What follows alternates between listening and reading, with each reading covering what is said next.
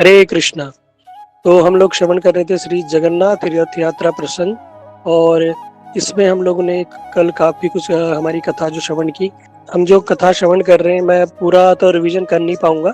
ठीक है, लास्ट जो हमने सुना था उसको हम थोड़ा सा श्रवण करेंगे कि जो एक राजा थे इंद्रधुम्न और उनकी पत्नी रानी, जब उन्हें पता चला एक स्थान में नीलमाधव जी है, वो उनको ढूंढते ढूंढते वहां पहुंचे।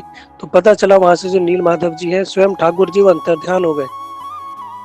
और भगवान ने कहा कि तुम क्या करो, मेरी प्रतीक्षा करो। बंकिम मुहाना जो पुरी में, जगन्नाथपुरी के एक तट पे मैं एक विशाल लकड़ी के रूप में आऊंगा, दारू ब्रह्म के रूप में। और तुम क्या करना, उस लकड़ी से मेरे विग्रह बनवाना और जाओ और क्या करो, मंदिर बनाने की तैयारी करो। जब राजा और रानी ने बात सुनी तो राजा बड़ा प्रसन्न हुआ और अपनी रानी के साथ उस स्थान पे वो आए और उन्होंने बड़ा सुंदर भव्य मंदिर का निर्माण कराया। जब मंदिर बन गया तो राजा ने सोचा कि अब इनकी प्रतिष्ठा करानी चाहिए मंदिर की। तो वो कहाँ गए, ब्रह्मलोक गए। पहले के लोग ऐसे होते थे कि वो स्वर्गलोक ब्रह्मलोक सशरीर जा सकते थे। तो वो गए ब्रह्मलोक में और ब्रह्मा जी को लेके आए, लेकिन जब तक वो लेके आए कई युग बीत चुके थे। और युग बीतने के कारण हुआ क्या कि धीरे धीरे कार्यकाल से जो मंदिर था वो रेत में धंस गया, समुद्र की रेत में धंस गया। जैसे कि आप सभी लोग जानते हो, जो जगन्नाथपुरी मंदिर है वो समुद्र के किनारे बसा हुआ है। पहले वो काफी पास था तो थोड़ा दूर हो गया, उधर आसपास लोगों ने कॉलोनियां बना दी, घर बना दिए। तो पहले वो पूरा जगन्नाथपुरी मंदिर हुआ करता था। अब जब वो धंस गया तो वहाँ एक राजा है गाल माधव, जब वो उस स्थान पे राज्य करते थे तो जब वो जा रहे थे तो हुआ क्या, उनका घोड़ा गिर गया कि जैसे उनके घोड़े के पैर में कुछ नुकीली वस्तुएं चुभी हो। जब राजा ने देखा तो देखा वहां उन्हें मंदिर का एक चूड़ा दिखाई दिया। चूड़ा अर्थात मंदिर का जो सबसे ऊपरी भाग। राजा ने जब खुदाई करवाई तो देखा उन्हें बड़ा विशाल मंदिर मिला, जो अभी हम प्राय देखने को मिलता है जगन्नाथ मंदिर। तो राजा ने क्या उसका जीर्णोद्धार किया, उसको व्हाइट वॉश सफाई वफाई करवा के झाड़ पोंछ के पूरा दोबारा उसको नया बनाया और सब जगह बोला मैंने मंदिर बनवाया। लेकिन तब तक राजा लौट चुके थे। इंद्रधुम्न राजा पृथ्वी पे आ गए और उन्होंने देखा कि वहां पर तो किसी और राजा का शासक है। तो उन्होंने बोला ये मंदिर मैंने निर्माण कराया था। उन्होंने बोला आपके पास कोई प्रमाण है? कहते हाँ। कहते कौन? कहते काकभूषुंडी जी। कहते अच्छा, वो तो झूठ बोलेंगे नहीं। और स्वयं मेरे साथ ब्रह्मा जी भी आए हैं, जिनको मैं अपने साथ लेके गया था कि ये मेरे साथ क्या करेंगे, इस मंदिर की प्रतिष्ठा कराएंगे। उन्होंने कहा ठीक है। तो जो राजा थे गाल माधव जी, उन्होंने वो मंदिर उनको सुपुर्द कर दिया। अब राजा जो थे, जब पता चला उन्हें कि उनकी सारी प्रजा नष्ट हो चुकी है, सारा उनका जो राजपाट था वो नष्ट हो चुका था, लेकिन पुनः दोबारा उनको राजपाट नियुक्त किया गया। और उनकी पत्नी थी जिनका नाम था गुंडीचा, वो भी जीवित थी इतने समय से, इतने वर्षों तक। भगवान की कृपा है ना, भगवान जो चाहे कर सकते हैं। तो उनकी पत्नी भी जिंदा थी। फिर वहां पर एक लकड़ी का बड़ा सुंदर विग्रह तैरता हुआ आया, लकड़ी का टुकड़ा। उन्होंने उसको उठाने का प्रयास किया लेकिन सारी सेना लग गई, लेकिन वो लकड़ी का टुकड़ा उठा नहीं। भगवान ने आकाशवाणी दी कि क्या करो, विद्यापति और उनकी पत्नी ललिता और विश्वावसु को बुला के लाओ, वही इसको उठा के सोने के रथ से क्या करेंगे, तभी मैं उठूंगा। और ठीक ऐसा ही हुआ। जो लकड़ी की विशाल लकड़ी हजारों हजारों लाखों लोग से नहीं उठ पाई, वो 3 लोगों ने सरलता से उसको उठा दिया और सोने के रथ में ले जाकर जो स्थान अभी गुंडीचा मंदिर है उस स्थान पे ले गए। अब उन्होंने कहा कि इनके विग्रह बनेंगे। उन्होंने क्या किया, सब जगह उन्होंने अनाउंसमेंट कर दी कि जो भी कारीगर होगा इनका बड़ा सुंदर विग्रह बनाएगा, हम उनको क्या करेंगे, उचित इनाम देंगे। तो इस प्रकार से जब हुआ तो बहुत सारे शिल्पकार आए, काफी सारे लोग आए। लेकिन जो भी आते थे और जब क्या करते थे, अपने अस्त्र शस्त्रों का प्रयोग करते थे, तो प्रयोग करने के कारण होता क्या था, उनके सारे अस्त्र शस्त्र टूट जाते थे, लेकिन वो कोई कुछ भी नहीं कर पाता था। अब क्या करें? तो अब राजा बड़ा परेशान हुआ कि इतना समय हो चुका है और कोई भी व्यक्ति इनके विग्रह नहीं बना पा रहा। तभी एक व्यक्ति आए, बड़े बूढ़े ब्राह्मण, जिनका नाम था महाराणा। वो जब आए तो उन्होंने बोला कि देखो, मैं विग्रह तो मैं बना दूंगा, लेकिन मेरी एक शर्त है। मुझे बनाने में 21 दिन का समय लगेगा। उन्होंने कहा ठीक है महाराज, जैसी आपकी इच्छा, कोई बात नहीं, आप बनाओ तो सही, लेकिन हम तो देख रहे हैं कि जो भी व्यक्ति आता है, जो भी शिल्पकार आता है, उसके अस्त्र शस्त्र, हथियार, छेनी, हथौड़ा, सब कोई भी इस लकड़ी पे कोई काम नहीं करता, सब टूट टूट के छिन्न भिन्न हो जाते हैं। उन्होंने कहा फिक्र मत करो, मैं कोई साधारण शिल्पकार नहीं हूँ, है ना, मुझे साधारण मत समझो। उन्होंने क्या किया था, भगवान से प्रार्थना की थी, स्वयं भगवान ही आए, और भगवान ही क्या है, शिल्पकार के रूप में आ रहे। जब आए तो उन्होंने कहा क्या फिक्र मत करो, मैं 21 दिन के अंदर विग्रह का निर्माण कर दूंगा, लेकिन मेरी एक शर्त है कि आप जब तक ये विग्रह बनेंगे तब तक आप गेट मत खोलना। अगर आपने दरवाजा खोल दिया तो क्या करूंगा, मैं वैसे के वैसे विग्रह छोड़ के चला जाऊंगा।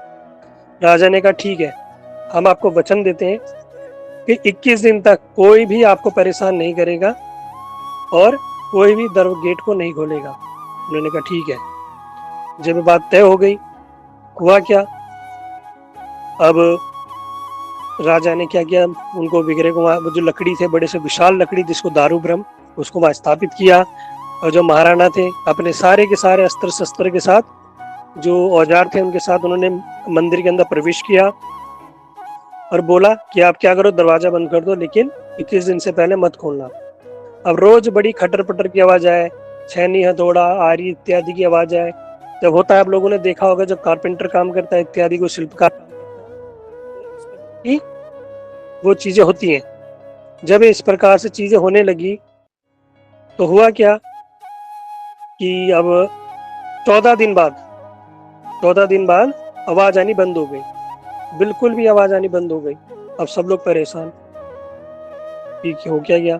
लेकिन जो रानी थी ना, वो रानी को बड़ी चिंता होने लगी कि अंदर एक भूखा, 14 दिन से भूखा ब्राह्मण अंदर काम कर रहा है ना, तो उसने एक घूंट पानी तक नहीं पिया, हो ना हो वो उसने प्राण न छोड़ दियो, है ना, उसने प्राण न त्याग दियो। तो हमें क्या करना चाहिए, हमें अंदर जाके खोलना चाहिए। तो जब ये बात राजा ने कहा नहीं नहीं देखो, हम मंदिर नहीं खोल सकते। क्यों? क्योंकि उन्होंने वचन दिया है, मैंने वचन दिया है कि मैं 21 दिन से पहले गेट हम नहीं खोलेंगे, तो आप कैसे कह सकते हो। उन्होंने कहा नहीं नहीं देखो, अगर वो मर गया ना ब्राह्मण, तो हमें ब्रह्म हत्या का पाप लगेगा, इसलिए आप क्या करो, नहीं, जल्दी जल्दी ये गेट खोल दो। तो रानी ने जब इतना आग्रह किया तो राजा ने गेट खोल दिया। जब गेट खोला तो वहां जो ब्राह्मण थे, कहीं कहीं वर्णन आता है ब्राह्मण वहां अंतर्ध्यान हो चुके थे, कहीं कहीं पे वर्णन आता है कि ब्राह्मण जो थे उन्होंने राजा की तरफ देखा, मुस्कुराए और वहां से अंतर्ध्यान हो गए। अब जब राजा ने देखा कि भैया विग्रह जो है ना अपूर्ण रह गए, अब ऐसा भी नहीं था कि कोई और कारीगर से बनवा दे। क्यों? क्योंकि किसी के भी जो औजार थे वो कोई भी वहां उन पे प्रयोग में नहीं ला पा रहे थे, ऐसे विग्रह थे। और जो महाराणा थे जो अंदर गए थे ब्राह्मण, उन्होंने आधे विग्रह बना के, अपूर्ण विग्रह वो वहीं बना के छोड़ दिए। अब राजा ने अपना मस्तक पकड़ लिया, रोने लगा कि मेरे कारण अपराध हुआ है, मैंने वचन दिया था कि मैं 21 दिन से पहले गेट नहीं खोलूंगा, और मैंने 14 दिन में कहे अनुसार गेट खोल दिया, जिस कारण ये जो विग्रह अपूर्ण रह गए। हाय मेरी तो किस्मत, जिस कारण मैं ठाकुर जी की सेवा भी नहीं कर पाया। और सोचने लगे अब मैं क्या करूंगा, प्राण त्याग दूंगा। लेकिन तभी आकाशवाणी हुई कि नहीं राजन, अब चिंता मत करो, मैं इसी स्वरूप में रहना चाहता था, इसके पीछे एक बड़ा गूढ़ रहस्य है। भगवान बता रहे इस बात को, ये बड़ा गूढ़ रहस्य की बात है। तुम क्या करो, इन विग्रहों को मंदिर में ले जाके स्थापित करो। कौन से मंदिर में? जगन्नाथ मंदिर में। तुम क्या करो, स्थापित करो और मेरी कर्म पूर्व सेवा करो। कौन सेवा करेगा? जो विद्यापति थे, जो वो ब्राह्मण है, उनसे उत्पन्न जो भी पुत्र होंगे वो क्या करेंगे, मेरी मंदिर में सेवा करेंगे। और जो सबर जाति जो थी ललिता, उनसे उत्पन्न पुत्र मेरी क्या करेंगे, वह रसोई व्यंजन करेंगे। और जो दैता है, जो दैता यानी विश्वावसु के जो वहां रहते थे सबर जाति के लोग, वो क्या करेंगे, रथ यात्रा के समय 10 दिन मेरी सेवा करेंगे, मुझे गुंडीचा मंदिर वही लेके जाएंगे, और मेरा सारा जो उत्सव होगा वो सारे के सारे उत्सव वही करेंगे। जैसे हीरा पंचमी और इत्यादि जो उत्सव होते हैं, तो सारे के सारे जो उत्सव होंगे वही करेंगे। अब राजा ने ऐसे किया, उन विग्रहों को मंदिर में ले गए और ब्रह्मा जी से प्रार्थना की कि ब्रह्मा जी आप विलंब मत करो, फटाफट मंदिर की प्रतिष्ठा कर दो, और हम क्या करेंगे, इनकी प्रतिष्ठा कर दो, हम फटाफट क्या करेंगे, इनका विधिवत अर्चन पूजन करेंगे। तो उन्होंने कहा देखो, विग्रह तो स्वयं प्रकाशित है ना, विग्रह तो स्वयं प्रकाशित है, इनकी प्रतिष्ठा करने की क्षमता तो मुझे में नहीं है। और बात रही मंदिर की, तो मंदिर के ऊपर मैं क्या करता हूँ, ध्वजा बांध देता हूँ। तो उन्होंने क्या किया, एक ध्वजा ली और उस ध्वजा को मंदिर के ऊपर बांध दिया और बोला कि जो भी व्यक्ति इस ध्वजा को प्रणाम करेगा वो क्या होगा, इस संसार चक्र से मुक्त हो जाएगा। इस संसार चक्र से मुक्त हो जाएगा जो भी व्यक्ति, है ना। इसलिए आप लोग जब भी जगन्नाथपुरी जाओ तो क्या करना, उन विग्रह को अवश्य ही प्रणाम करना।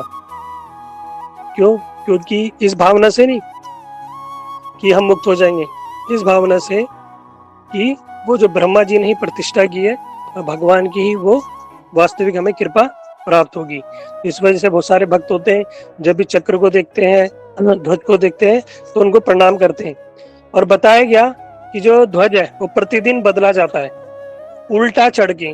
आप लोग देखोगे मंदिर इतना ऊंचा है, उसके ऊपर इतना उल्टा चढ़ के बिना सपोर्ट के, मैंने तो अपने सामने साक्षात देखा, वो बिना सपोर्ट के इतने ऊंचे मंदिर में चढ़ते हैं।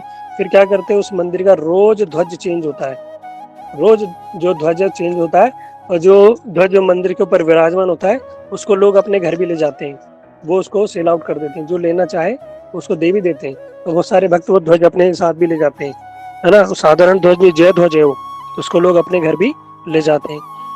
बताया कि अगर किसी दिन ध्वज को नहीं बदला गया तो कम से कम 18 साल के लिए मंदिर बंद हो जाएगा, ऐसी मान्यता है। इसलिए प्रतिदिन नियम पूर्वक हर व्यक्ति अपनी सेवा बिल्कुल दृढ़ रूप से करता है। आप देखना जगन्नाथ यात्रा में कि कौन किसको मैनेज कर रहा है, कौन कैसे कर रहा है, इतनी व्यवस्था, इतनी व्यवस्था। भगवान कब आएंगे, कैसे रथ में चढ़ेंगे, किसकी क्या जिम्मेदारी, कौन कैसे चलाएगा, कौन रथ चलाएगा, कौन, इतनी व्यवस्था है भगवान। देख के तो मेरा तो शरीर चकरा जाता है। कौन इतना संचालन करता है, स्वयं भगवान ही सारा संचालन करते हैं, है ना। ये कोई साधारण बात नहीं है, जगन्नाथ जी कोई साधारण नहीं है। जगन्नाथ जी की जिसमें कृपा हो गई ना, उसके वारे न्यारे हो जाएंगे, ये वास्तविक सत्य बात है। जगन्नाथ जी की कृपा, इतनी कृपालु है जगन्नाथ जी। रथ यात्रा में जब रथ में हम दर्शन कर लेते हैं, है ना, रथे वामनम दृष्टा पुनर्जन्म ना विद्यते। जो भैया एक बार रथ में भगवान के दर्शन कर लेता है ना, वो पुनर्जन्म नहीं होता उसका, मुक्त हो जाता है बंधनों से। लेकिन प्रीति पूर्वक हमें क्या करना पड़ेंगे, भगवान के दर्शन करने पड़ेंगे। और हर वस्तु देने में सक्षम है जगन्नाथ जी, हर वस्तु भर भर के। कहते हैं ना, भगवान जब देते हैं छप्पर फाड़ के देते हैं। आगे कथा सुनना उनकी, कैसे भगवान कितने दयालु कृपालु भक्त हैं। फिर जब इस प्रकार जब हुआ तो उन्हें ब्रह्मा जी ने क्या किया, फिर सुदर्शन चक्र को भी वह पूजा अर्चन करके वहां पे उसका स्थापित किया, जो अभी हम देखते हैं। इतना हम लोगों ने श्रवण किया था। फिर हम श्रवण करेंगे। फिर हुआ क्या है, एक दिन जो राजा इंद्रदुम्न थे, उन्होंने भगवान से प्रार्थना की कि भगवान, मैं आपसे वर मांगना चाहता हूँ, मेरी एक इच्छा है। तो स्वयं भगवान जो थे देखो, भगवान बातें करते थे। कुछ लोग सोचते हैं ना कि नहीं भगवान ऐसे नहीं, ये ठाकुर जी बात करते थे। ये जगन्नाथ जी कोई साधारण नहीं है, ये भक्तों से बात करते थे।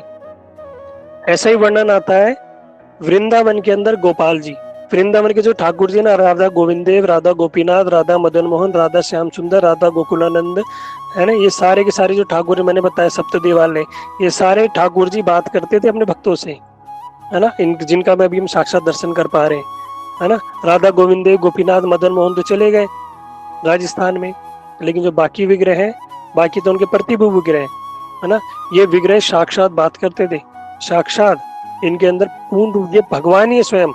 लेकिन हमारी दृष्टि ऐसी नहीं है, हमारी अभी बुद्धि ऐसी नहीं है। जब हमारी बुद्धि ऐसी हो जाएगी, हमें साक्षात भगवान के दर्शन होंगे। वो श्री विग्रह ही भगवान है, ठीक है। जैसे कि आप लोगों ने सुना होगा, एक व्यक्ति था, ये उड़ीसा के पास एक स्थान है रेमुना, वहां पर बहुत सारे भक्तों ने कथा सुनी होगी साक्षी गोपाल की। साक्षी गोपाल जी जो थे वृंदावन में रहते थे, और वृंदावन से पैदल चढ़ के उड़ीसा गए भगवान। भगवान पैदल चल के गए उड़ीसा, एक भक्त उनको ले गया। कथा हम सुनेंगे कभी इसको आगे। जब वो भक्त भगवान को ले जा रहा था कुछ साक्षी देने के लिए, साक्षी माने प्रमाण देने के लिए कि नहीं, किसी व्यक्ति ने बोला कि मैं अपनी बेटी का विवाह तुझसे कर दूंगा, भगवान के सामने बोला। लेकिन उनके बच्चे जो लड़के थे, लड़के लड़कियां, उन्होंने मना कर दिया, नहीं मेरे पिताजी ने नहीं बोला, कोई प्रमाण है? कहते हाँ भगवान के सामने बोला था। तो हंसने लगे, लिख जाओ, ले आओ, भगवान को बुला के ले आओ। उन्होंने कहा ठीक है। बड़े सरल भक्त थे। वृंदावन में आए गोपाल जी के पास, गोपाल जी चलो मेरी साक्षी देने के लिए। बूढ़े ब्राह्मण ने बोला था कि मेरे से शादी करेगा। भगवान ने बोला भाई तूने कभी ये सुना है भगवान चलते हैं? कहता अच्छा। तो कह रहा कि आप ये बताओ कभी आपने सुना है भगवान बोलते हैं? भगवान चुप हो गए। अरे जब आप बोल सकते हो चल क्यों नहीं सकते? भगवान उसकी बुद्धिमत्ता में रीझ गए, उसकी सरलता में रीझ गए। भगवान ने कहा ठीक है, कल सुबह क्या करना है, मेरे लिए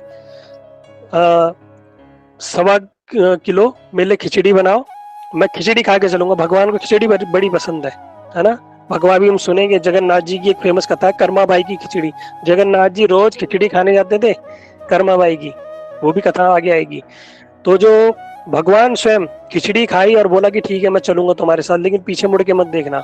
जब वो उड़ीसा इस स्थान पे पहुंचे तो जगन्नाथ जी के जो घुंघरू थे उनमें रेत भर गई, जिनकी वजह से जो व्यक्ति आगे चल रहा था उसे पता नहीं लगा कि भगवान पीछे आ रहे नहीं आ रहे, क्योंकि भगवान ने बोला था पीछे मत देखना, मेरे घुंघरू की आवाज से तुम्हें पता चल जाएगा मैं पीछे आ रहा हूँ। लेकिन जो नुपुर की आवाज थी वो आनी बंद हो गई, रेत घुस गई नुपुरों के अंदर। जब उन्होंने पीछे देखा तो ठाकुर जी वहीं विराजमान हो गए। आज भी वही मंदिर है, गांव वालों को वो वहीं लेके आए और वही ठाकुर जी ने वहीं पे आकाशवाणी दी कि हाँ ये ब्राह्मण जो है सच बोल रहा है, मेरे सामने इन्होंने सच सही बोला था। इसलिए उन जो गोपाल जी का नाम पड़ गया साक्षी गोपाल। इतने सुंदर विग्रह हैं, बड़े बिल्कुल जैसे हम जैसे ह्यूमन होते हैं ना नॉर्मल 5-6 फीट के, वैसे बिल्कुल लंबे चौड़े ठाकुर जी वहीं पे खड़े हैं बिल्कुल। बड़ा सुंदर वहां मंदिर बनाया गया है। साक्षी गोपाल जी की फोटो खींचना अलाउ नहीं है वहाँ, है ना, तो उनके दर्शन तो हम आपको वैसे नहीं करा सकते, लेकिन कभी हम जब आपको उस स्थान में ले जाएंगे तो उनके दर्शन कराएंगे साक्षी गोपाल जी के। साक्षात भगवान, ऐसा लगता है सामने खड़े हैं बिल्कुल साक्षात रूप में, है ना। भगवान वो भगवान वृंदावन से पैदल चल गया है, तो भगवान की ऐसी महिमा है, भक्तों से बातचीत भी करते हैं। तो राजा इंद्रधुम्न से बात करते थे ठाकुर जी, तो भगवान ने उन्होंने बोला कि मैं आपसे वर चाहता हूँ। उन्होंने बताओ क्या वर चाहिए, तो उन्होंने हमारे लिए वर मांगा। उन्होंने कहा देखो मैं चाहता हूँ कि जगन्नाथ जी आप ना क्या करा करो, आपका मंदिर जो है ना सिर्फ 1 पहर के लिए बंद रहे, ताकि आपके सभी को दर्शन हो। भगवान ने कहा भैया ये कैसी बात हो गई 1 पहर के लिए? 1 पहर मतलब आपने सुना होगा 1 पहर 2 पहर, दिन को 2 पहर बोलते हैं, फिर उसके बाद 3 पहर, संध्या का 4 पहर, है ना, रात्रि का 8 पहर। 1 पहर यानी 3 घंटा। एक दिन में कितने घंटे हो? 8 पहर होते हैं। 8 = 3, 8 या 24 घंटे, तो 1 पहर हो गया 3 घंटे का। तो जब भगवान से बोला कि आप क्या करना, 1 पहर ही आपका मंदिर बंद रहे। अभी आप वृंदावन अन्य अन्य स्थानों में जाओगे तो 12 बजे तक सारे मंदिर बंद हो जाते हैं, सारे मंदिर, और 5 बजे तक सारे मंदिर लगभग बंद रहते हैं। ठाकुर जी शयन कर रहे हैं, विश्राम कर रहे हैं, तो उस समय कोई दर्शन नहीं होते। लेकिन जगन्नाथ मंदिर ऐसा मंदिर है, पूरे 12 महीने जगन्नाथ मंदिर में आपको भीड़ मिलेगी। और जो जगन्नाथ मंदिर में आप दिन में भी, सुबह भी, शाम को भी और रात को 12-1 बजे तक भी आप जगन्नाथ जी के दर्शन कर सकते हो, रात को 12 बजे तक भी। तो ये इंद्रधुम्न ने ही हम लोगों के लिए वरदान मांगा कि आप क्या करना, उठे रहना। तो जगन्नाथ भगवान का जो मंदिर है सिर्फ 3 घंटे के लिए बंद होता है, 1 से 3 घंटे के लिए, 1 पहर के लिए जगन्नाथ मंदिर। सिर्फ जगन्नाथ भगवान, देखो भगवान हो गए कितना परिश्रम कर रहे हैं हमारे लिए भी, सिर्फ 3 घंटे सो रहे हैं। और हमें चाहिए 6-6, 8-8 घंटे, फिर भी कहते हैं नींद आ रही है, आलस आ रहा है, संडे भी चाहिए। लेकिन जगन्नाथ जी क्या कर रहे हैं, प्रतिदिन सिर्फ क्या करते हैं, 3 घंटे ही विश्राम करते हैं रात्रि को। तो भगवान ने कहा देखो भैया मुझे तो नींद आएगी, मेरी थकान होगी, तो कैसे ऐसे कैसे होगा, है ना, तो कुछ ना कुछ तो व्यवस्था करो मेरी नींद दूर करने के लिए, है ना, बीच बीच में मुझे नींद आएगी। तो उन्होंने कहा भगवान आप फिक्र मत करो, है ना, उन्होंने कहा भगवान आप फिक्र मत करो, हम क्या करेंगे आपके लिए खाने की व्यवस्था रखेंगे। जगन्नाथ जी बड़े प्रसन्न हुए। उन्होंने इसलिए जगन्नाथ मंदिर में आज भी आप लोग देखना कि 500 तो रसोइया है, 400 से लगभग सेवक है, और अन्य बहुत सारे तो ऐसे सेवक हैं जिनकी काउंटिंग नहीं है, जो सब्जी लाना, टोकरी लाना, घड़े बनाना, सब्जी काटना, इस प्रकार से बहुत सारे सेवक तो ऐसे हैं, मतलब 1500-2000 सेवक मिलके प्रतिदिन, रोज, एक दिन नहीं, है ना। हम लोग को क्या है कि जो माता जी लोग हैं वो परिवार को रोज रोज बनाती है, उनको लगता है कि नहीं हम थक गए, है ना, तो वो जो रसोईया, इतने रसोईया प्रतिदिन कितनी बार, 7 बार उतनी रसोई करते हैं। और वहाँ किचन में कोई फैन नहीं है, कोई एग्जॉस्ट फैन नहीं है, कोई वेंटिलेशन इस प्रकार वैसा नहीं है। और आग में ही, प्रॉपर लकड़ी में ही खाना बनेगा, कोई गैस नहीं, कोई चूल्हा नहीं। आग में, लकड़ी की में ही खाना बनेगा और मटकों में ही खाना बनेगा, सोचो। ऐसी व्यवस्था। और प्रतिदिन उनको, जगन्नाथ जी को बोला कि ठीक है, आपको प्रतिदिन भोग लगेगा 7 पैर। इसलिए जगन्नाथ जी को आज भी राजेंद्र धुम्ने ने कहा, जब तक आपका हाथ सूखेगा नहीं ना, तब तक आपको हम दूसरा भोग लगा देंगे। जगन्नाथ जी ने अभी भोग पाया और हाथ धोया, और जितनी देर में हाथ धोया तब तक दूसरे पैर में फिर दूसरा भोग आ गया। फिर हाथ धोया, इतनी देर में हाथ सूखा भी नहीं जगन्नाथ जी का, लेकिन फिर तीसरा भोग आ गया। तो जगन्नाथ जी कहते हैं, भगवान की जब इच्छा होती है ना खाना खाने की, भोजन ग्रहण करने की, तो जगन्नाथ जी कहते हैं भक्तों का जो भक्तों से अगर जो सेवा लेना चाहते हैं, ठाकुर जी जो भोग की सेवा लेना चाहते हैं, वो कहाँ थे? जगन्नाथपुरी। इसलिए जगन्नाथपुरी को एक स्थान बताया अन्न ब्रह्म।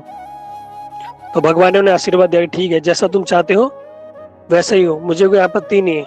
लेकिन मैं चाहता हूँ, भगवान क्या कह रहे हैं, मैं चाहता हूँ कि तुम अपने लिए भी कुछ मांगो, है ना। तुमने जगत के लोगों को तुमने मांग लिया। देखो, भक्तों का ये स्वभाव होता है, भक्त कभी अपने लिए नहीं मांगता, वो अपने लिए नहीं मांगता। ध्रुव महाराज, प्रहलाद महाराज, आप देखो, सारे भक्त सबने किसके लिए मांगा? हम जैसे बद्धी जीवों के लिए मांगा।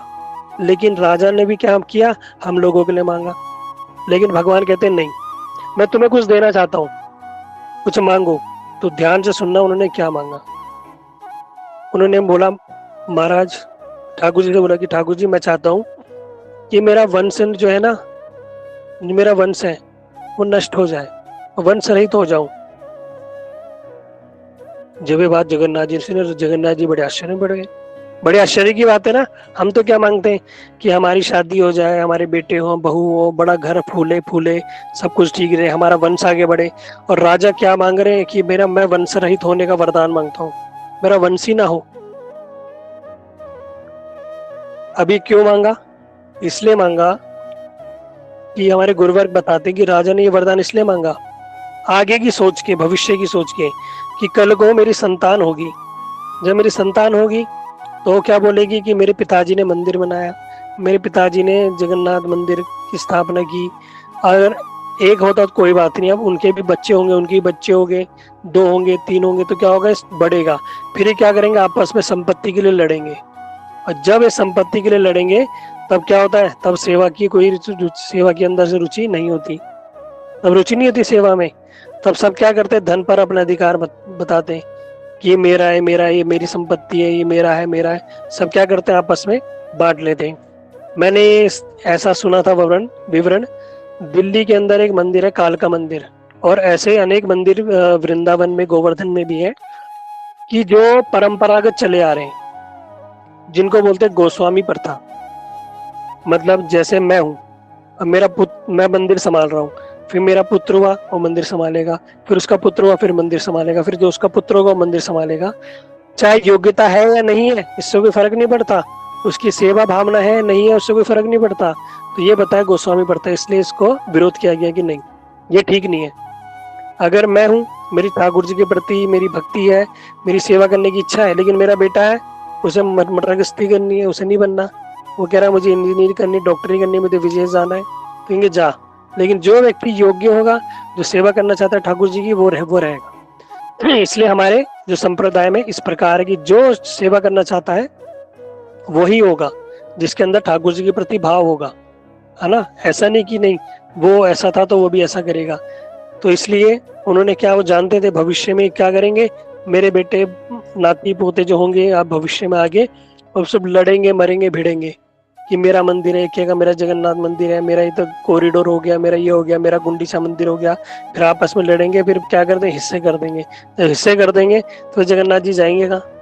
है इस प्रकार से। तो वो जानते थे, इसलिए उन्होंने बोल दिया कि भैया आप क्या करो, मेरे को वंश रहित कर दो, है ना। तो भगवान ने जब सुना कि जब इस प्रकार से ये चाहते हैं, है ना, और ये क्या करना चाहते हैं कि आगे भविष्य में सारी सेवा सुचारू रूप से चले, है ना, इसलिए चाहते हैं। और जब भगवान बड़े प्रसन्न हुए कि इस प्रकार थे, तो ये सारी लीला समझ के भगवान ने समझ गए कि क्या करना है। तो आज भी देखोगे तो बताया जाता है कि वहां भगवान ने उनको ये वरदान दिया कि तुम्हारी जो संतान है ना, कभी किसी प्रकार का कोई वो नहीं होगा, कभी वो मंदिर के लिए नहीं लड़ेंगे। ये भगवान ने वरदान दिया था। ये हमने वैष्णव से सुना कि भगवान ने वरदान दिया कि तुम्हारी संतानें तो होंगी लेकिन कोई भी मंदिर के लिए नहीं लड़ेगा। ये भगवान ने आशीर्वाद दिया, और ऐसा आशीर्वाद दिया कि जो भी राजा बनता है ना, उसकी एक लड़की और एक लड़का ही होता है, दो लड़के नहीं होते। दो होंगे तो लड़ाई होगी ना, कहते हैं जब दो बर्तन होंगे तभी तो टक्कर होगी, आवाज आएगी। लेकिन एक ही लड़का होता है जो राजा चला आ रहा है। लगभग अभी कई पीढ़ियां बीत चुकी है, 50वीं पीढ़ी आ चुकी है, लगभग कितनी 58 पीढ़ी। एक ही लड़का होता है, बस एक ही लड़का।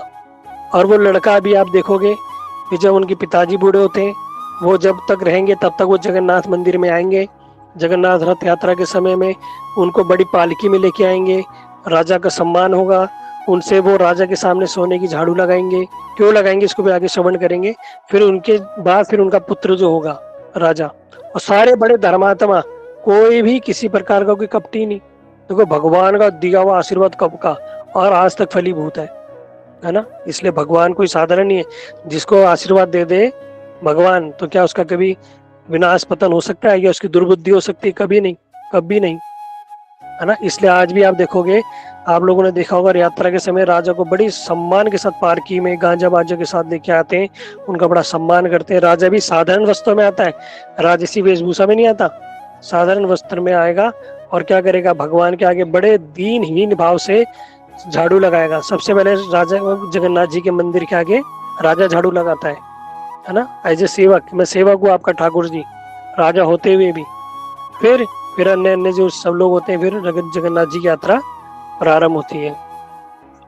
और जो रानी गुंडीचा थी, तो जो उन्होंने क्या किया, भगवान जब ये सारी लीला हुई तो जो रानी थी उन्हीं के नाम पे क्या बोला कि ठीक है, जो रानी थी गुंडीचा, उन्हीं के नाम पे गुंडीचा मंदिर का नाम रखा गया।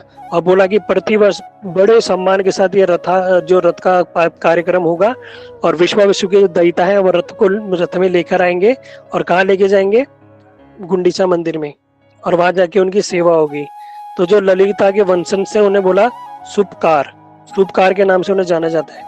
आप लोगों ने अभी टीवी में देखा होगा कि शुभकार आ गए, तो उन्हें शुभकार बोला जाता है। जिनको हम जैसे नॉर्मली साधारण युग में बोलते हैं निम्न जाति, है ना, निम्न जाति के। लेकिन भगवान ने कभी इस प्रकार का भेदभाव नहीं किया, निम्न जाति उच्च जाति। वो जो भी निम्न जाति के जो इस प्रकार के थे, सारे के सारे लोग क्या करते हैं, भगवान की रसोई करते हैं।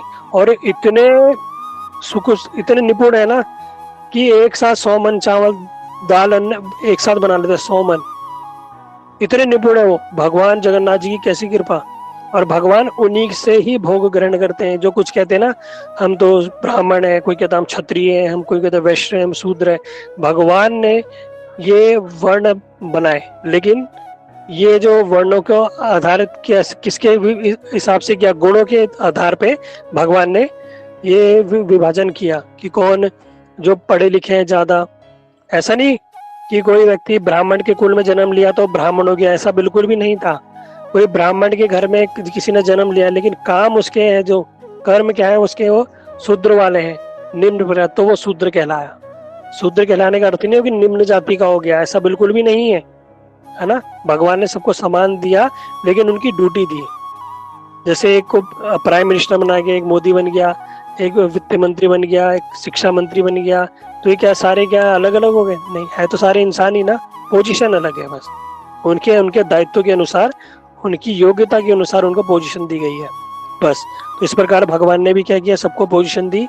और भगवान स्वयं, जिनको अभी हम साधारण जगत में निम्न जाति का बोलते हैं, भगवान स्वयं उनसे क्या करते हैं, सेवा ग्रहण करते हैं। और वो ही भगवान का भोग बनाते हैं, भगवान उनसे ही भोग ग्रहण करते हैं, है ना। ये भगवान की विशेषता है। भगवान ने इस प्रकार कभी किसी प्रकार का ये जाति भेदभाव नहीं किया। स्वयं भगवान श्री राम, सबसे पहले उनके मित्र जो वे, वो कौन बने? निषाद राज जी, जो वन में रहते थे, आदिवासी वो थे। भगवान के सबसे प्रिय मित्र बने, भगवान उनको आलिंगन करते थे, है ना। भगवान जिनको आलिंगन कर रहे क्या साधारण हो सकते हैं? नहीं। तो इस प्रकार भगवान ने पहली सेवा नियुक्त कर दी, पहले ही सारा का सारा कॉन्सेप्ट क्लियर हो गया, कौन मेरा भोग बनाएगा, कौन मेरी पूजा करेगा, कौन मेरा रथ ले जाएगा, कौन गुंडीचा मंदिर में मेरी सेवा करेगा, ये पहले से ही निर्धारित हो गया। और आज भी उनकी परंपरा इसी प्रकार सेवा करती है। और सेवा करने की विधि आप सुनोगे बड़ी आश्चर्य में, सबकी अपनी अपनी सेवा है। जिस परिवार की सेवा है मटके बनाने की, वो मटका ही बनाएगा, क्योंकि एक बार जो ठाकुर जी की सेवा में जो भोग के लिए मटका चला गया वो दोबारा यूज नहीं होता, उसको उसी मटके से ठाकुर जी को भोग लगता है, उसके बाद उसे तोड़ दिया जाता है, लेकिन दोबारा प्रयुक्त नहीं होता। तो जो मटके बना रहे हैं वो मटके ही बनाएंगे, जो राशन ला रहे हैं जिनकी सेवा लग गई वो राशन ही लाएंगे, जिनकी सेवा लग गई दाल बनाने की, नारियल लाने की, नारियल घिसने की, वो पूरा परिवार एक ही कार्य करेगा और कोई कार्य नहीं करेगा, उनका वही कार्य रहेगा। किसी का है ध्वज बदलने की तो उसका परिवार ध्वज ही बदलेगा, अब वही अगर नहीं है तो किसी की ड्यूटी लगाएगा, लेकिन पूरी जिम्मेदारी उनकी, बड़ी निष्ठा से सेवा करते हैं। किसी का सेवा है कि जगन्नाथ जी को पान खिलाने की, तो वो उसकी सेवा वही है, वो वही करेगा, वो उसके अलावा और कोई सेवा नहीं, वो वही सेवा अपने जगन्नाथ जी की करेगा। किसी की सेवा है जगन्नाथ जी को वस्त्र पहनाने की, अलंकार बदलने की, तो वही व्यक्ति और उसका परिवार ही वही सेवा करेगा। इस प्रकार सारे हर एक परिवार को एक एक सेवा दी गई है, हर एक परिवार को, और हर एक परिवार बड़ी निष्ठा से सेवा करता है ना। ये भगवान ने ही इनको चुना है, सोचो, भगवान ने ही इनको बोला कि यही मेरा रथ उठाएंगे, यही मेरे सेवा करेंगे। इसलिए हम लोग क्या करते हैं, बहुत सारे भक्त लोग क्या करते हैं, उनके चरणों में अपराध कर देते हैं। वो थोड़े पंडे हैं, वो क्या करते हैं, वो हम लोगों से, आप लोग देखोगे बहुत सारे भक्त थे, प्रभु जी वो तो धन ले लेते, पैसा लेते हैं कि इतना पैसा दो, इतना दो, है ना, जबरदस्ती इस प्रकार से वो पैसे के लिए बोलते हैं। अब क्या करें, तो देखो अभी हमारी सबसे ज्यादा आसक्ति किसमें, सबसे ज्यादा व्यक्ति की आसक्ति होती है धन में, सबसे ज्यादा आसक्ति धन में। तो भगवान क्या करते हैं, जिसकी आसक्ति जिसमें होते हैं ना, वो आसक्ति छीन लेते हैं। पंडों के माध्यम से भगवान क्या करते हैं, वो आसक्ति खींच लेते हैं कि दो इधर तो दो, भगवान की सेवा में लगेगा। जब तुम्हारी आसक्ति, जो तुम्हारा प्रेम है, जो कहा है धन, वो भगवान की सेवा में लगेगा ना, तो तुम्हारा जो चित्त है वो भगवान जगन्नाथ जी की सेवा में लगेगा। और वो सब की सब क्या करते, सेवा जगन्नाथ जी की सेवा में यूज होती है, जो भी धनराशि होती है। हम लोग क्या करते, कभी कभी उनके प्रति अपराध कर देते हैं, अरे पंडे यहाँ के ऐसे ही है, ये वृंदावन के ऐसे नहीं, ये कभी मत करना, ये क्या है, ये अपराध हो जाएगा, ये अपराध होगा। तो इस प्रकार की हमें किसी के चरणों में अपराध नहीं करना। जो भगवान का भक्त है वो, क्योंकि एक बार आप लोगों ने सुना होगा, जो इस प्रकार थे, मुझे उनका नाम स्मरण नहीं आ रहा, तो उन्होंने जो गुरु है, क्या बोलते हैं उनको, मुझे नाम स्मरण नहीं आ रहा, उनका अपराध हो गए थे, मैंने कथा पहले भी बताई थी। शंकराचार्य, जो अभी शंकराचार्य होते हर बार चेंज होते हैं, तो शंकराचार्य ने जब एक बार देखा जगन्नाथपुरी में जगन्नाथ जी को पगड़ी पहनाई गई है और बड़ी टाइट है, और जो पंडे हैं अच्छे से सेवा नहीं कर रहे, मतलब उनको लगा किसी कारणवश कुछ किसी चीज को लगी कि इन्होंने अच्छे से सेवा नहीं की, जगन्नाथ जी को पगड़ी टाइट बांध दी, ये करके उन्होंने क्या किया, पंडों को डांट दिया। जब उन्होंने पंडों को डांट दिया तो स्वयं भगवान जगन्नाथ जी रात को, है ना, आए, और कहीं कहीं पे वर्णन आता है कि नरसिंह देव के रूप में आए, नरसिंह देव का विकराल रूप लेके आए, और क्या करा, जो शंकराचार्य थे उनके ऊपर चढ़ गए, छाती पे चढ़ गए, और उनको गुलचे मारे, गुलचे मतलब घूसे मारे, कि तुमने मेरे भक्तों को क्यों बोला, वो जो मर्जी करे, वो जो मर्जी करे, वो मुक्त है, वो संसार चक्र से मुक्त है, वो मेरे प्रिय है, मेरे प्रियजन है वो, तो तुम्हें उनको कुछ भी कहने का अधिकार नहीं है। स्वयं भगवान ने उनकी शंकराचार्य की इस प्रकार पिटाई की। ये बात स्वयं अगले दिन आगे जब शंकराचार्य उनका मुंह सूजा हुआ था, तो उन्होंने आके फिर वहां जाके जो वो थे वहां के पंडे, उनसे क्षमा मांगी कि मैं क्षमा मांगता हूँ, ठीक है, तो इस प्रकार का हमारा अपराध ना हो। फिर भगवान ने सारी चीज बताई कि किस प्रकार जो चंदन यात्रा होगी, जो आने वाली है चंदन यात्रा, अभी नहीं, चंदन यात्रा तो हो चुकी है, अभी झूलन यात्रा आएगी, ठीक है। तो वहां बताया कि किस प्रकार चंदन यात्रा होगी, और फिर क्या नौका विहार यात्रा होगी, जिसमें क्या करता है, फिर स्नान यात्रा होगी, जिसमें स्नान यात्रा में आप लोगों ने सुना, हम लोगों ने, किस प्रकार कई कई तीर्थों से, भारत के सभी तीर्थ, कोई ऐसा तीर्थ स्थान नहीं है जहाँ से घड़ों में जल नहीं आता। ये भी हर परिवार की ड्यूटी है, कि उस परिवार का गंगा में जाएगा, उस परिवार का यमुना में जाएगा, उसका गोदावरी में जाएगा, उसका सरस्वती में जाएगा, उसका नर्मदा में जाएगा, उसका सिंधु में जाएगा, उसका कावेरी में जाएगा, उसका यहाँ सारे ही परिवार अपने जाते हैं। और हजारों हजारों घरों में पूरे साल उनकी ड्यूटी लगती है। सोचो, है ना, भगवान की कैसी आश्चर्य में कैसी व्यवस्था है वहाँ की, है ना। बड़े बड़े टॉप मैनेजमेंट फेल है, एमबीए फेल है वहाँ तो। और वो सारे के सारे हजारों हजारों घोड़ों में जाते हैं और भगवान का फिर स्नान यात्रा होती है, फिर उनका अभिषेक किया जाता है। फिर उनको इतना अभिषेक किया जाता है, इतना नहलाया जाता है कि जगन्नाथ जी क्या करते हैं, बीमार पड़ जाते हैं, लीला करते हैं, स्वस्थ लीला। क्योंकि उन्हें मंदिर में नहीं रहना, भक्तों को बाहर जाके दर्शन देने। तो क्या करते हैं वो, फिर वो लक्ष्मी जी को बोलते हैं मेरे स्वास्थ्य खराब हो गए, इसलिए मंदिर साल में 15 दिन के लिए बंद रहता है। अब 15 दिन बंद रहता है तो फिर ठाकुर जी के दर्शन कहाँ होंगे। तो वही ठाकुर जी के दर्शन भी रहने अन्य के स्थान है अलानाथ में, वहां पर भी ठाकुर जी के उन्हीं विग्रह के दर्शन करने से जगन्नाथ जी के दर्शन करने का फल प्राप्त होता है। फिर भगवान जब 15 दिन बाद स्वस्थ हो जाते हैं, लक्ष्मी जी से कहते हैं कि मैं घर में रह रहे मैं मेरा तबीयत खराब हो गई थी, मैं थोड़ा फ्रेश होना चाहता हूँ, थोड़ा बाहर की ताजी हवा खाना चाहता हूँ। लक्ष्मी जी कहती ठीक है, ज्यादा दूर मत जाना। कहती नहीं, मैं यहाँ गया और अभी आया। लेकिन जगन्नाथ जी रथ पकड़ते हैं और उनके साथ साथ उनके बड़े भाई भी रथ पकड़ते हैं, सुभद्रा भी रथ पकड़ती है, और वो कहाँ भाग जाते हैं, वृंदावन यानी गुंडीचा मंदिर, अभिन्न वृंदावन गुंडीचा मंदिर की वो यात्रा करते हैं। ठीक है, तो इस प्रकार वो क्या वहां पहुंच जाते हैं। तो ये हमारी कथा है।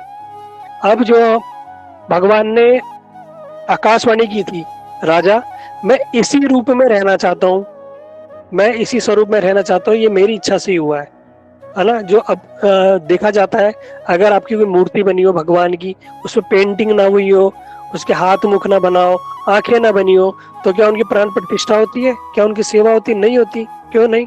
अभी वो विग्रह क्या है, अपूर्ण है। इसलिए भगवान ने क्या किया कि नहीं, मैं चाहता हूँ मेरी इन्हीं अपूर्ण रूप में मेरी सेवा हो। जैसे आप फोटो में देखते हो जगन्नाथ जी का, आप देखोगे फोटो, कैसे जगन्नाथ जी के तो उसमें हाथ दिख रहे हैं, लेकिन वैसे जगन्नाथ जी के ऐसे हाथ है नहीं, है ना। दूसरी फोटो तो उसमें दिखाना, जगन्नाथ जी बिल्कुल सीधे स्ट्रेट, जैसे भक्तों को बुला रहे हो आलिंगन करने के लिए कि आओ मेरे पास। और जगन्नाथ जी की बड़ी बड़ी आंखें हैं, कैसे जैसे विस्मित हो गई हो। तो क्या कारण है, क्यों जगन्नाथ जी के विग्रह अपूर्ण रह गए? इसके कई कारण बताए गए। तो कल हम पहला कारण सुनेंगे, हमारे गुरुवर्गों ने क्या कारण बताया, बड़ा सुंदर कारण है। ठीक है, कल हम चलेंगे कथा से मथुरा वृंदावन। कल हम मथुरा वृंदावन की कथा सुनेंगे, कैसे भगवान की कैसी सुंदर सुंदर लीला हुई और जगन्नाथ जी कैसे कृष्ण बने, क्यों विग्रह अपूर्ण रह गए। बड़ी सुंदर कथा है। तो हम सभी लोगों जो भक्त हैं, हम भगवान जगन्नाथ जी के कृष्ण भक्त हैं, तो हमें पता होना चाहिए। तो कृष्ण भगवान का जो सबसे दयामय स्वरूप है, जो सबसे करुणामय स्वरूप है, ये जगन्नाथ जी का ही है। ठीक है, इसलिए कोई जगन्नाथ जी को साधारण नहीं है। जैसे आप जगन्नाथपुरी कभी जाओ, वहाँ सुन सकते हो वहाँ की कितनी जगन्नाथ जी की लीलाएं होती हैं। आज भी जगन्नाथ जी वहाँ के लीला करते हैं, आज भी, है ना। और इतने आश्चर्य, हमने वीडियो डाली है ग्रुप में, आप देखना जो ऑडियो डाली है, क्या क्या जगन्नाथ जी के बड़े बड़े आश्चर्य, बड़े बड़े साइंटिस्ट फेल है, उन्होंने भी हाथ खड़े कर दिए। एक बार एक मुगल राजा ने, शायद मैंने घटना नहीं सुनाई, एक बार एक मुगल राजा ने, ये मुस्लिम साम्राज्य राजा पहले ऐसे ही थे, इन्होंने आक्रमण कर दिया जगन्नाथ मंदिर में कि हम क्या करेंगे, जगन्नाथ मंदिर को ध्वस्त करके इनके अंदर से धन चुरा लेंगे, है ना। तो वहां के जो राजा थे उन्होंने भगवान से प्रार्थना की कि भगवान कुछ व्यवस्था करो। और बताया गया कि जब पूरी सेना थी अंधी हो गई, कहीं कहीं वर्णन आता है पूरी सेना अंधी हो गई। जब उन्होंने माफी मांगी, जब वो पीछे हटे, तब जाके वो ठीक हुए। कहीं कहीं कुछ वर्णन आता है कि इतने बंदर आ गए, इतने बंदर आ गए, पूरी सेना को भागना पड़ा। तो भगवान जगन्नाथ जी कोई साधारण नहीं है। कभी कभी लीला करते हैं कि भक्तों से सेवा लेने के लिए, और इस प्रकार भगवान की प्रेममयी सेवा का आदान प्रदान होता है। भक्तों के घर आते हैं, जगन्नाथ जी कटहल चोरी करने जाते हैं, जगन्नाथ जी आम चोरी करने जाते हैं, जगन्नाथ जी पान चोरी करते हैं, जगन्नाथ जी खिचड़ी खाने जाते हैं। कृष्ण ही है ना, कृष्ण नटखट बालक है, वो जैसे करते हैं वही जगन्नाथ जी वही तो है। और जगन्नाथ जी क्या है, और ज्यादा कृष्ण का करुणामय स्वरूप है। तो इनके विषय में बड़ी सुंदर हम कथा श्रवण करेंगे। और जब हमारा ये कथा कंप्लीट होगी, इसके बाद हम लोग आप लोगों से क्वेश्चन आंसर रखेंगे लाइव। उसमें अभी हम पहले मैं डिसाइड कर रहा था कि एक भक्त को हम वृंदावन ले जाएंगे, लेकिन यहाँ हम सोच रहे हैं कि 7 दिन की परिक्रमा होती है। हम 7 दिन के लिए 7 भक्तों को वृंदावन लेके जाएंगे, 7 भक्तों को। उसमें 7 भक्तों का रहना, 7 भक्तों का खाना, 7 भक्तों का गाड़ी से आना जाना सब फ्री।